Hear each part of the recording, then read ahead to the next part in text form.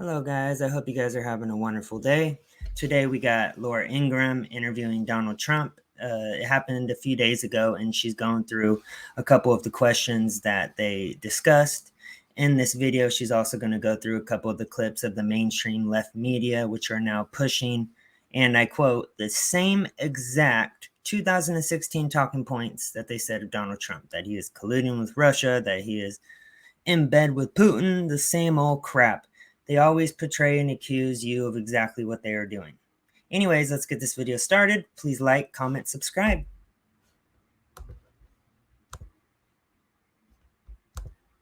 And later on, I'm going to have more of my exclusive town hall with former President Trump. We had too much content to get into last night's show, and he was gracious enough to give us a bonus round of questions. Got a little bit more personal, including about Melania's role in the upcoming campaign.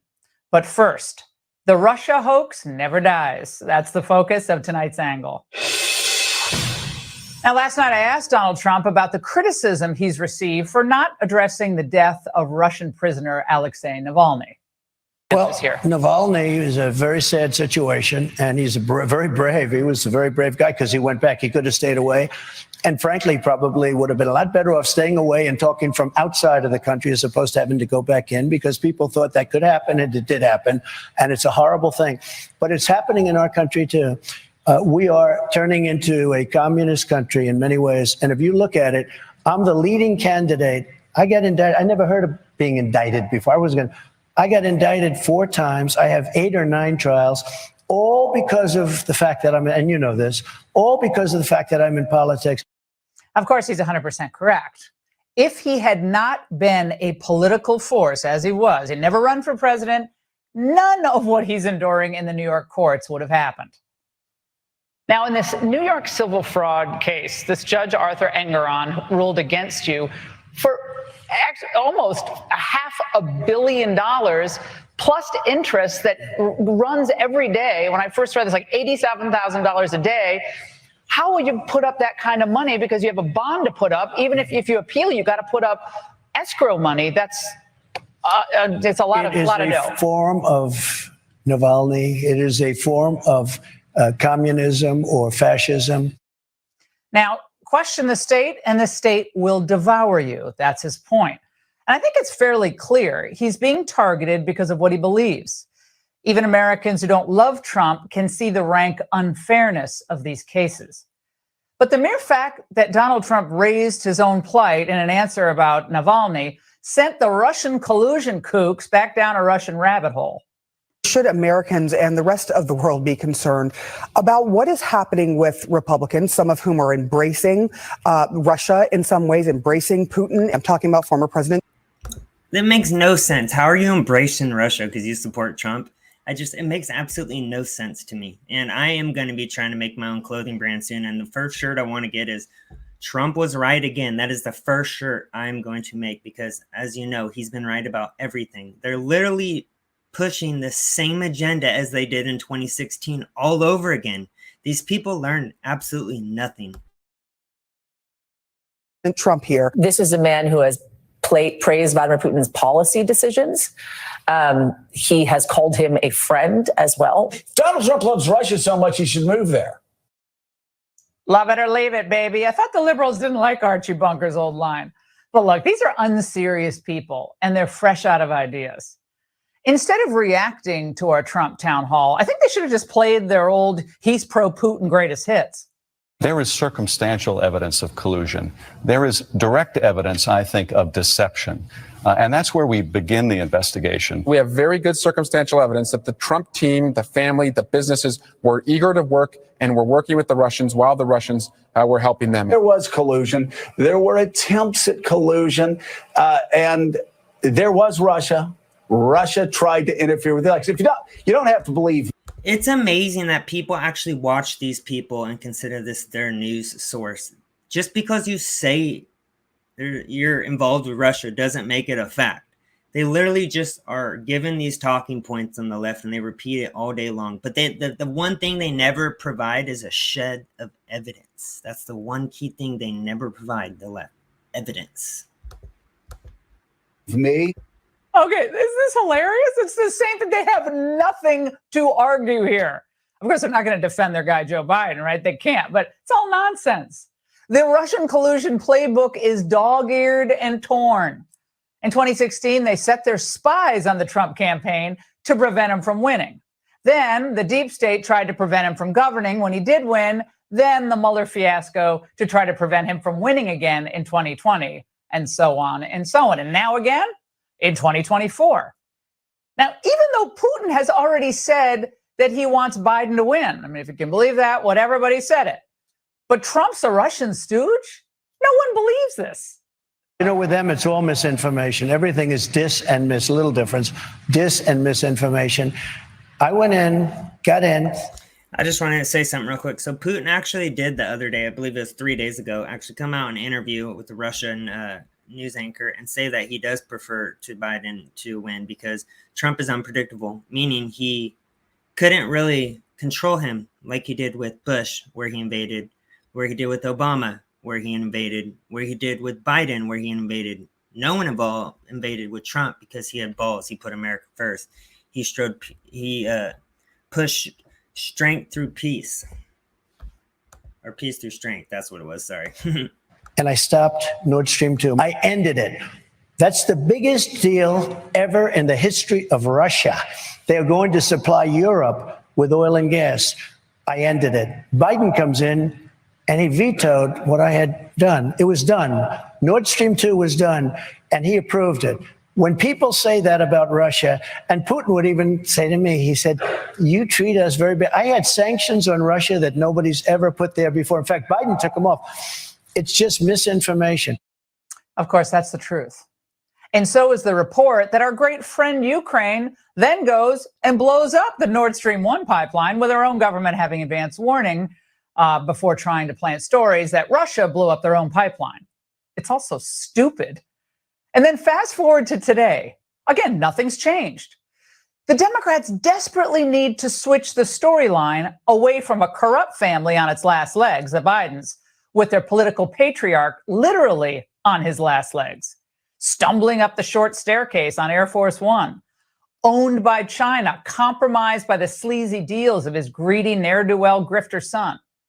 So they seize on the story of one compromised informant, Alexander Smirnov, who has his own Russia ties and admits to lying in his Hunter Biden bribery allegations. And then they wave the Russia collusion wand with that informant to try to make the whole Biden corruption allegations disappear.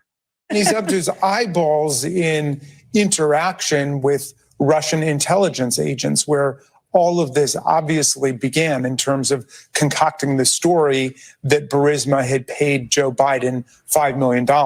Isn't it insane how far the left, the Democrats, will go out of their way to defend Biden, even when it comes to dementia? But when it comes to Trump, he says one word different. Oh, he has dementia, but Biden, it's all day, every day. So, for instance, Trump actually had legit businesses. He's a businessman. He's been in business his whole life. Biden and Hunter Biden can't provide what they provided, but they're on these big energy company boards with zero experience. They have no business experience. That's why it blows my mind how the Democrats will go out of their way to defend Biden all day long with zero definition of what they offered for all this money. On a $180,000 salary, he has all this money and all these homes. While on the other hand, Trump was a billionaire before and after and during his presidency because he was a businessman before. And that was the source of this whole wild goose chase that we've been on for more than a year now. Now it's very clear that they've all been dupes to a Russian disinformation propaganda effort. Oh, Russia, Russia, Russia. I don't care about Smirnoff on the rocks, all right? Because the real question that Abby Lowell, Hunter's lawyer, and Raskin and all of them can't answer, the real question is, what did Hunter Biden and what did his Uncle James do to make all that money overseas? What did they bring of value to that Chinese energy company and the Romanian and Ukrainian interest to make all that money? They know, and we all know, that they had no international business expertise to merit the millions they made. The only product or service that the Biden boys had to sell was influence and a connection to the big guy. Period. End of story. There's no misinformation in saying that. There's no disinformation in saying that. It's common sense. You don't need an FBI informant to conclude that. And the salient facts are not in dispute. Here are just a few. The October 2020 New York Post reported on Hunter's laptop. And then, of course, the 51 former deep staters called it disinformation. And then Joe lies that Hunter ever made any money from China, which was debunked by Hunter himself and later on in court. Then the Biden family's 150 suspicious activity reports from the Treasury Department came out. And of course, Hunter's broad immunity deal, a total sham that fell apart last summer. None of these facts is reliant on a shady FBI source who's now wearing an ankle bracelet. And even grandstanding blowhards like Dan Goldman, they know this, but they pretend somehow that it wipes Hunter clean. It now appears as if the House Republican majority is being used by Russia to interfere in the 2024 election on behalf of Donald Trump. If they continue with this investigation, they are simply doing the work of Vladimir. I'm sorry. I cannot stand Dan Goldman. He is a kid that grew up with this spoon in his fed right in his mouth. His parents are rich, and he bought his position in politics. That's the only reason, because daddy had some money. He is a spoiled little brat who never says anything. He's a Democrat plant who lies. First off, let's go through proof, since you guys say there's no proof that Biden is corrupt. First, we have the text messages, Hunter Biden's own cell phone, where he says, give dad, at least you don't have to give dad 10% like I do. 10%. The big guy gets 10%. Put the two together, Hunter Biden saying he gives dad 10%, 10% for the big guy. Who's the big guy? Joe Biden. All right, we have emails from ex-workers, Bobby, I forgot his name, Bobby Lemzinski, something like that, and Hunter Biden's own friend who used to work with them. I'm just not good with names. Sorry, I should have written it down. We also have phone calls saved of Hunter Biden talking to the old president of Ukraine. We also have Biden himself bragging in person about how he was withholding money if they didn't fire the prosecutor. That's corruption right there. He was just too stupid. He didn't realize he was admitting a crime on TV. Also, the difference between Trump and Biden is we have emails with Biden. We have texts. We have Hunter Biden's laptop. We now have the 51 intelligence agency who was defending Biden. It's just, there's so much corruption. It's just funny that anyone still till this day could defend Biden, but still say that Trump's guilty of anything. Putin to help Donald Trump win an election in November. That's where we are. Blah, blah, blah, Russia, blah, blah. What did Hunter do to get so rich, Dan? Why are the Bidens so rich? They say Joe Biden, there's no evidence that Joe Biden received any financial benefit personally. And to that, you say? Well, he's got a lot of houses all over the place, and he's never been paid more than about $179,000, I guess, is the top. Look, he's gotten a lot of money. Hunter's gotten a lot of money. Hunter gets millions of dollars just for sitting on a board, an energy board, and he admits that he knows nothing about energy. Common sense. Don't need an informant to conclude that. Here's the bottom line. The American people have to choose.